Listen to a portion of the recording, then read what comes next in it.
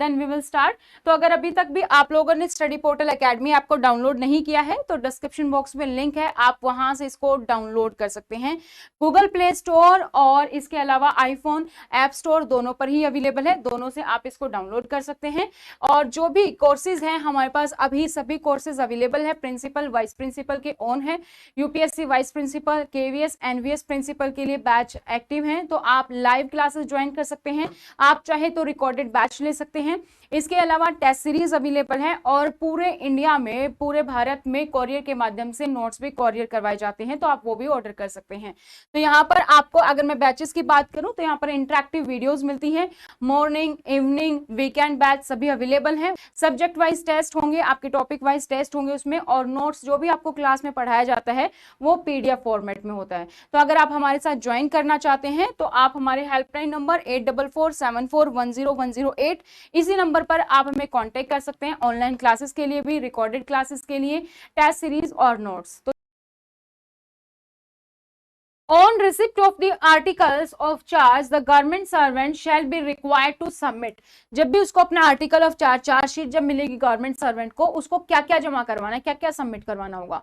Option A document which he propose to submit, जो भी document उसको सबमिट करवाने थे वो जो भी उसको सबमिट करवाने चाहिए। B return statement of defence, अपने डिफेंस में वो रिटर्न स्टेटमेंट देगा। Option C the date from which he is ready to attend the inquiry, या फिर वो डेट जिस दिन से वो इंक्वायरी अटेंड करने के लिए रेडी है, या option D all of the above. जहां पर भी ऑल ऑफ द अबव वाला आता है बहुत सारे लोग कंफ्यूज हो जाते हैं और सीधा डी पे आ जाते हैं। क्वेश्चन ध्यान से पढ़े, ऑप्शन ध्यान से पढ़े और फिर बताइए कि कौन सा आंसर इसमें से करेक्ट होगा।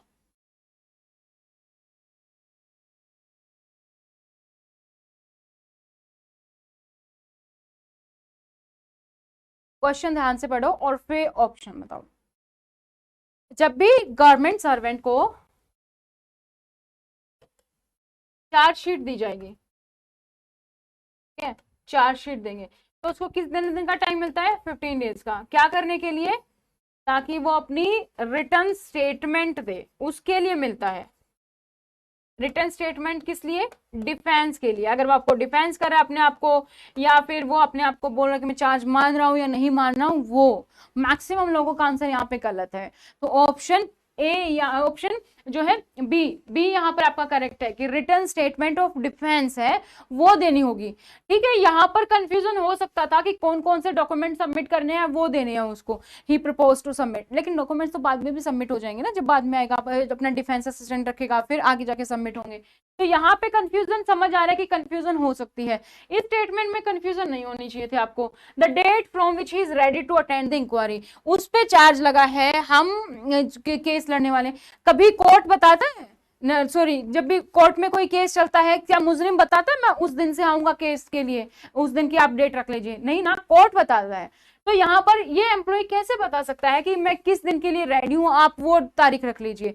डेट हमेशा इंक्वायरी अथॉरिटी बताएगी कि किस डेट को, किस टाइम पर, किस प्लेस पर आना है और इंक्वायरी के लिए वो बताएगी। तो डी ऑप्शन नहीं है यहाँ पर बी ऑप्शन इज करेक्ट। वो सिर्फ रिटर्न स्टेटमेंट ऑफ डिफेंस देता है, क्या आप अपने चार्ज को एक्सेप्ट कर रहे हो या नहीं कर रहे हो। ठीक है, तो आपको कितना आता है दैट्स नॉट इम्पोर्टेंट, आप कितना उसको डिलीवर कर पा रहे हो दैट्स इंपॉर्टेंट, कि जब आप अपने क्वेश्चन पेपर जब आपके सामने आएगा आप कितना अच्छे से स्टेटमेंट्स पढ़ पा रहे हो और उस पर आप कितनी अच्छे से फिर आप उसको कवर कर पा रहे हो।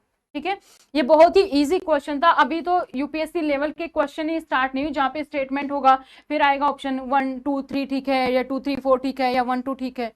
ये बहुत ही इजी है, ऑप्शन बी यहाँ पर आपका करेक्ट है। स्टेटमेंट बस आपको ध्यान से पढ़ना है, कंफ्यूजिंग स्टेटमेंट है, 2 बार पढ़ो लेकिन फिर उसके बाद आप आंसर दो सोच के, क्योंकि 1/3 आपकी नेगेटिव मार्किंग भी है, ये भी आपको ध्यान रखना है यूपीएससी में।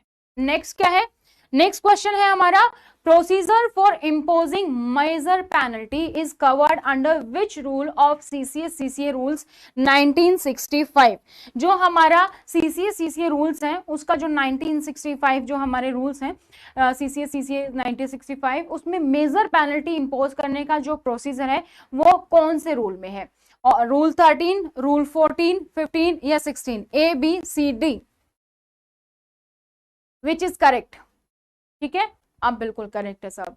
ठीक है, एक भी सिंगल ने गलत नहीं दिया, सभी के सभी करेक्ट है। दैट इज रूल 14 में, मेजर रूल 14, माइनर रूल 16, दोनों के दोनों यहाँ पर याद रखना है, ठीक है। Good, next question,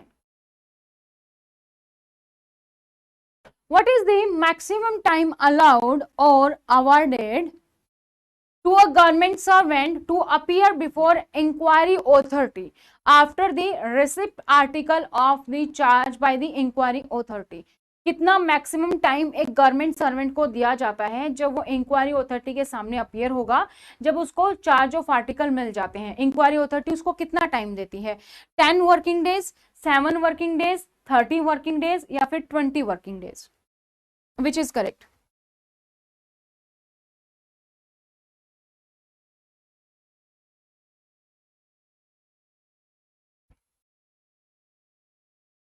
Ten, 7, 30, 20. What is the maximum time allowed or awarded to a government servant? याद है हमने पूरा चार्ट, फ्लो चार्ट के थ्रू पढ़ा था कैसे प्रोसेसिंग होती है। वहां पर ऑप्शन था, क्या था?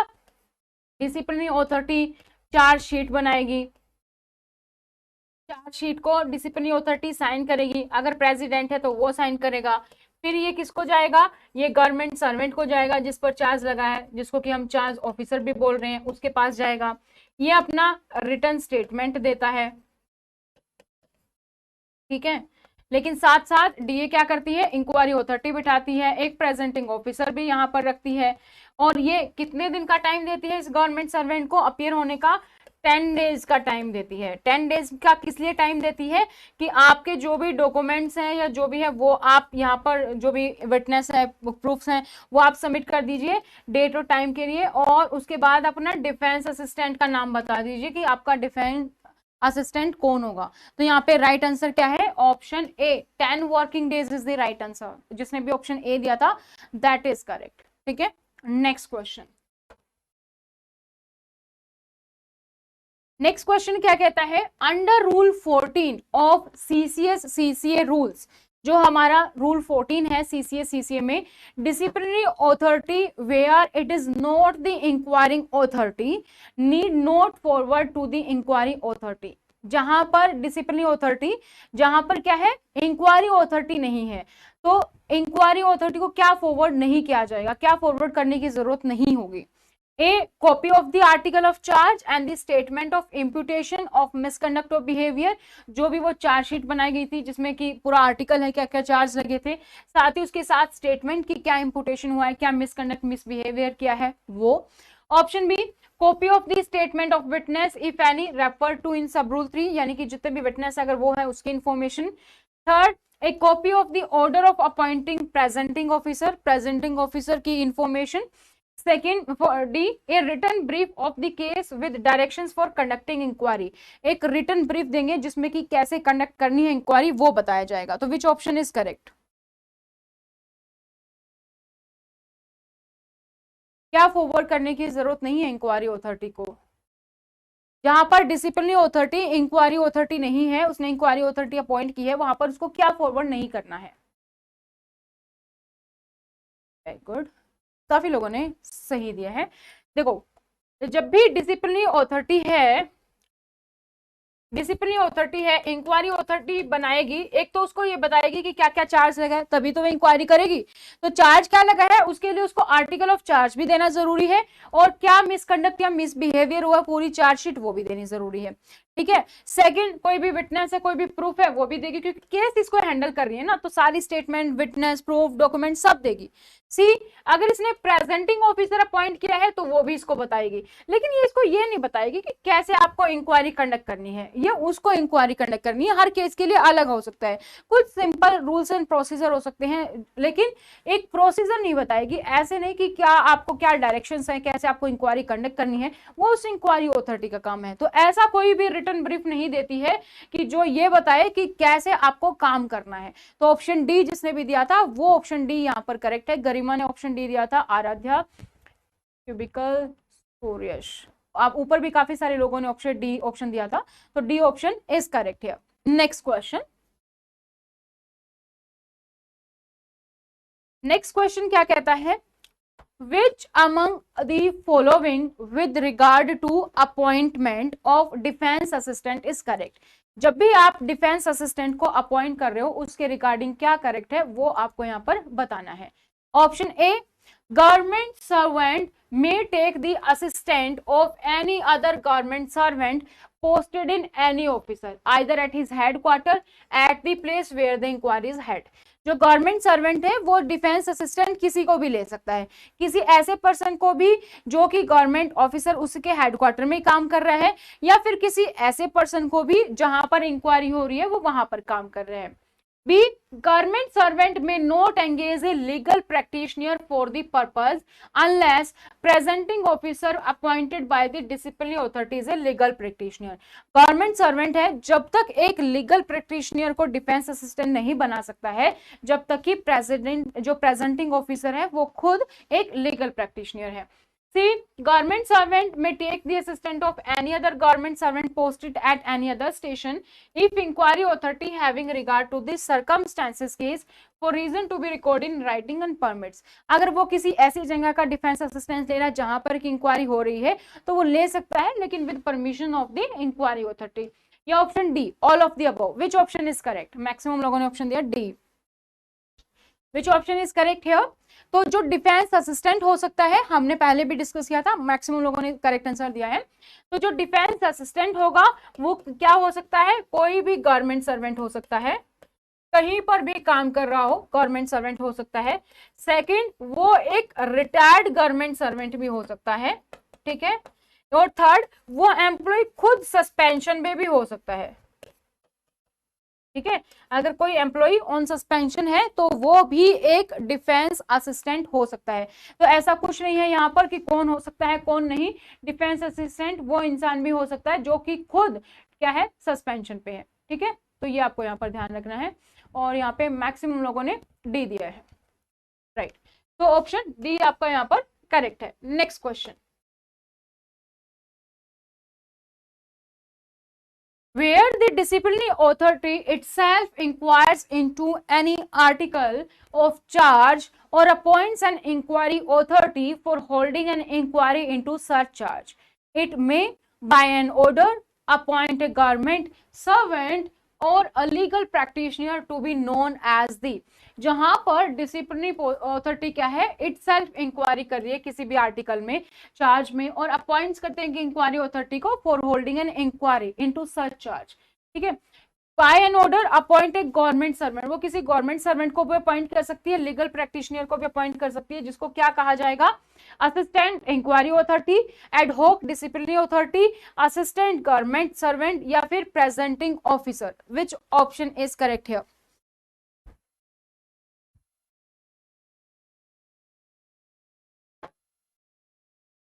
विच ऑप्शन इज करेक्ट? ठीक है, बिल्कुल करेक्ट है. ऑप्शन डी यहाँ पर करेक्ट है. तो यहाँ पर जहां पर डिसिप्लिनरी अथॉरिटी ने इंक्वायरी भी बैठा दी है, लेकिन एक पर्सन को वो अपॉइंट करती है, चाहे वो गवर्नमेंट सर्वेंट हो सकता है, लीगल प्रैक्टिशनर हो सकता है. तो यहाँ पर भी सेम है, ठीक है. जो प्रेजेंटिंग ऑफिसर है वो भी एक गवर्नमेंट सर्वेंट हो सकता है, रिटायर्ड गवर्नमेंट सर्वेंट हो सकता है, और एक लीगल प्रैक्टिशनर भी हो सकता है, कोई भी हो सकता है. तो यहाँ पर ऑप्शन डी हमारा करेक्ट है. Move to next question. Next question क्या कहता है, amount for reimbursement of children education allowance will be dash as per month. जो हमारा CA अलाउंस होता है, चाइल्ड एजुकेशन अलाउंस, वो कितना फिक्स होता है पर मंथ, कितना अमाउंट रिम्बर्स होता है? ऑप्शन ए 2250 रुपए, ऑप्शन बी 4500, सी 450, या फिर डी 1250 रुपए. विच option is correct? Very good. तो ए ऑप्शन इज करेक्ट है. चाइल्ड एजुकेशन में आपको क्या ध्यान रखना है, क्या रिकमेंडेशंस आपको ध्यान रखनी है? पहले ऐसे होता था आपको चाइल्ड एजुकेशन मिलेगा या फिर आपको हॉस्टल सब्सिडी मिलेगी, लेकिन अब क्या है, अब दोनों ही है, आपको दोनों ही मिलेंगे साथ साथ, ठीक है. चाइल्ड एजुकेशन में आपको और क्या ध्यान रखना है, ये फिक्स्ड है. फिक्स्ड क्या मतलब है इसका, फिक्स क्यों है? चाहे आप गवर्नमेंट ए एम्प्लॉय हैं, आपकी सैलरी कितनी भी है, और चाहे आप गवर्नमेंट डी एम्प्लॉय हैं, आपकी सैलरी कितनी भी है, इररिस्पेक्टिव ऑफ आपकी सैलरी आपको ये अमाउंट मिलेगा, ठीक है. सेकंड, आपको क्या ध्यान रखना है इस फिक्स का मतलब कि आपका बच्चा चाहे किसी गवर्नमेंट स्कूल में पढ़ रहा है या किसी हाई फाई प्राइवेट स्कूल में पढ़ रहा है, आपके बच्चे की फीस इससे कम हो या आपके बच्चे की फीस इससे ज्यादा हो, तो भी आपके लिए फिक्स्ड है, ठीक है। ना ये आपकी सैलरी पर डिपेंड करता है, ना बच्चे की स्कूल की फीस पर डिपेंड करता है, ये आपको यहाँ पर ध्यान रखना है। और जैसे ही हम बात करेंगे किसी दिव्यांग बच्चे की, ठीक है, जब भी हम दिव्यांग चिल्ड्रन की बात करेंगे तो जितना भी नॉर्मल चाइल्ड को मिल रहा है उसका ये डबल हो जाएगा। तो जहां पर दिव्यांग की बात आएगी तो दिव्यांग के लिए आपका ये वाली अमाउंट आ जाएगी, ठीक है, जो कि दिव्यांग को मिलेगी। यहाँ पर नॉर्मल चाइल्ड की बात है तो ऑप्शन ए हमारा करेक्ट है, 2250 करेक्ट है। और चाइल्ड एजुकेशन अलाउंस कब मिलता है? आपको 12th क्लास तक मिलता है। या तो आप 12th क्लास पार कर लो या आप 20 साल के हो जाओ तो तब तक मिलता है आपके चिल्ड्रन को, या तो उनकी 12th हो गई या वो 20 ईयर्स के हो गए। फर्स्ट से 12th तक मिलता है। और फर्स्ट से पहले, क्योंकि बहुत सारी, अब पहले क्या था, नर्सरी केजी फर्स्ट हो गई, अब बहुत सारी है, एलकेजी है, यूकेजी है, उसके पहले भी नर्सरी है, प्री प्राइमरी है, इस तरीके से काफी सारी। तो यहाँ पर कितना मिलता है अब आपको? अब आपको जो फर्स्ट क्लास है उससे पहले की 2 क्लासेस का मिलेगा। वो 2 क्लासेस किसी भी नाम से जानी जा सकती हैं किसी भी स्टेट में, चाहे वो एलकेजी यूकेजी हो सकती है, चाहे वो नर्सरी केजी हो सकती है, इस टाइप से, ठीक है। तो इन दोनों को आपको ध्यान रखना है कि ये आपकी जो चाइल्ड एजुकेशन है वो आपका फिक्स्ड होगा, ठीक है, ये यहाँ पर फिक्स है respective of that. Minimum class में यही है कि आपकी जो फर्स्ट होगा ना, फर्स्ट जो क्लास होती है उससे पहले की 2 के लिए ही मिलेगा, उससे ज्यादा के लिए नहीं मिलेगा। ऐसा कुछ नहीं, क्योंकि हर एक स्टेट में अलग अलग हो सकती है, कहीं पर नर्सरी केजी है, एलकेजी यूकेजी है, प्री प्राइमरी है, कहीं पर हम कुछ और बोलते हैं। तो इस तरीके से तो आपको पहले 2 के लिए मिलेगा, फर्स्ट से 2। और आप अगर एजुकेशन जो है वो कॉरेस्पॉन्डेंस हो रही है, डिस्टेंस से हो रही है, तो भी ये मिलेगा। साथ ही आपको ये ध्यान रखना है कि ये बच्चे की परफॉर्मेंस से भी नहीं अफेक्ट करता है। यानी कि अगर मान लीजिए कोई चाइल्ड है वो 6th क्लास में अगर फेल हो गया तो वो दोबारा से 6 करेगा, तो इस केस में उसको दोनों साल 6th क्लास के लिए चाइल्ड एजुकेशन अलाउंस मिलेगा, ठीक है। लेकिन जब हम बात करते हैं कि अगर ये बच्चा मान लीजिए आपका किसी एक स्कूल में था और वहां पर ये 4th क्लास में था, अब आपको इसको किसी अच्छे स्कूल में करवा रहे हैं जहां पर 5th में होना था, लेकिन स्कूल वालों ने इसको 4th में ही लिया, तो यहां पर अगर आप अपनी मर्जी से उसको 1 क्लास दोबारा करवा रहे हो तो फिर उस साल का सीए नहीं मिलेगा। सीए तभी मिलेगा अगर बच्चा उस क्लास में फेल हुआ। अगर बच्चा उस क्लास में पास हुआ है फिर आपको अपनी मर्जी से दोबारा करवानी है उसको वो क्लास, तो उसका सीए नहीं मिलेगा। लेकिन अगर वो फेल हुआ है फिर उसको दोबारा होगा ही होगा वो क्लास, तो उस केस में फिर सीए मिलेगा, ठीक है। मिनिमम एज ऑफ चिल्ड्रन 20, या तो 20 का हो जाए या वो 12वीं पास कर ले, जो भी पहले होगा वही यहाँ पर मेंशन होगा, ठीक है। और पीडब्ल्यूडी आपका डबल हो जाता है, जितना आपको मिलता है इसका डबल, यानी कि 450, ये आपका दिव्यांग का है, ठीक है। हॉस्टल सब्सिडी हो या फिर चाइल्ड एजुकेशन अलाउंस, सीधा आपका डबल हो जाता है दिव्यांग के लिए, ये आपको याद रखना है, ठीक है। ओके, नाउ नेक्स्ट क्लास है पीरियड और year under Children Education Allowance CA means academic year dash is that months of complete academic session। जब हम complete academic session की बात करते हैं तो हम कितने महीने की बात करते हैं कैलेंडर academic year के? 8 months, 6 months, 12 months या 10 months? Which is correct? 8 months, 6 months, 12 months और 10 months? 8, 6, 12, 10, ठीक है। एकेडमिक ईयर अपना पूरा ही होता है, जनरली हम अपना अप्रैल से स्टार्ट करते हैं और फिर हम मार्च तक मानते हैं, तो कंप्लीट होता है हमारा, कितना होता है? 12 मंथ्स का होता है। आपको एकेडमिक सेशन का जो रिम्बर्स मिलेगा वो आपको कैसे मिलेगा? अब जो आपको चाइल्ड एजुकेशन है उसमें तो हमने देखा कि आपको 2250 रुपए मंथली बेसिस पर मिलता है, लेकिन आपको मंथली नहीं मिलता है। मंथली मिलता है मतलब 2250 रुपए मंथली इसकी वैल्यू है, लेकिन आपको मंथली नहीं मिलता है। जब आपके बच्चे का एकेडमिक सेशन पूरा हो गया, जो कि जनरली मार्च में हो जाता है, तो फाइनेंशियल ईयर जैसे ही क्लोज हुआ उसके बाद आपको ये पूरी अमाउंट ईयरली एनुअली के तौर पर आपको एक लमसम अमाउंट मिलती है इसकी 2250 रुपए, ठीक है।